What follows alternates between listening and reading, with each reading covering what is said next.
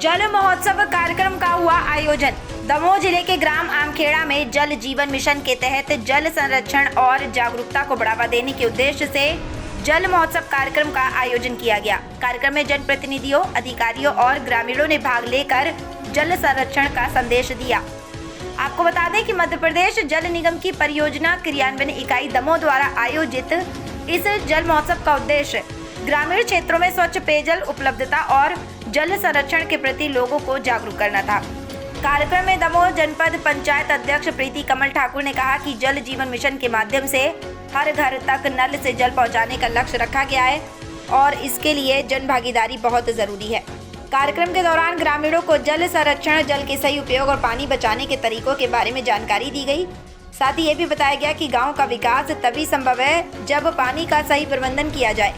कार्यक्रम में रीना पटेल, जिला पंचायत सदस्य मोनिका हजारी, जनपद सदस्य, सरपंच सहित जनप्रतिनिधियों, अधिकारियों और बड़ी संख्या में ग्रामीणों की उपस्थिति रही। दमोह मध्य प्रदेश से विवेक सेन की रिपोर्ट। हाँ कि नहीं? तो तालियां बजाकर जोरदार अभिनंदन कीजिए यशस्वी प्रधानमंत्री जी का, क्योंकि हम महिला दिवस के दिन ये कार्यक्रम शुरू हुआ है, तो निश्चित ही इस कार्यक्रम का सफलतापूर्ण समापन होगा। और जिस संयोग और जिस योग को लेकर हम चल रहे हैं कि हमें जल को कैसे बचाना है, जल का संरक्षण कैसे करना है, निश्चित ही आने वाले दिनों में हम वो करके दिखाएंगे।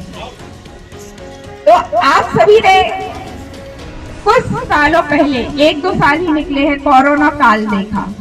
सबने देखा कोरोना में महामारी आई, किसी को पता नहीं थी कि ये बीमारी कौन सी है, क्या है, कैसे हुई, और हजारों लोगों को लेके चली गई, हजारों क्या लाखों को। और लोगों के पास पैसा रखा रह गया और वो लोगों की जान नहीं बचा पाए। क्यों? क्योंकि हमें ऑक्सीजन की कमी पड़ गई, हमारे पेड़ पौधों की कमी पड़ गई।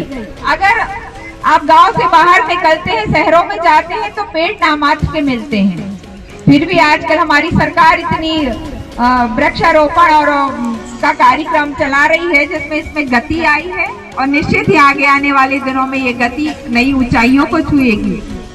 जब हमने कोरोना काल देखा कि हमें पता नहीं था कि इतनी लंबी बीमारी आने वाली है, महामारी आने वाली है, और वो पौधों की कमी के कारण हजारों लोगों को ले डूबेगी, क्योंकि हमें सांस की कमी हो गई, ऑक्सीजन की कमी हो गई। हमें ऑक्सीजन खरीदना पड़ी सिलेंडरों के रूप में, और जो जिनकी कमी हो गई सिलेंडरों की, शायद हमारे इतने पेड़ पौधे आसपास होते तो हमें सिलेंडरों की आवश्यकता नहीं पड़ती। तो मेरे कहने का ये मतलब है कि जब हम सांसों को खरीद रहे थे, तब हम आगे आने वाले समय में पानी को भी खरीदेंगे। जैसा कि सर ने बताया अभी, जैसे राशन की दुकानों में लाइन लगी रहती है, गैस के सिलेंडरों के लिए लाइन लगी रहती है, हमारे ऑक्सीजन की कमी के लिए हजारों लोगों को ले गई, ऐसा ही पानी की कमी के कारण मारामारी मचेगी। हम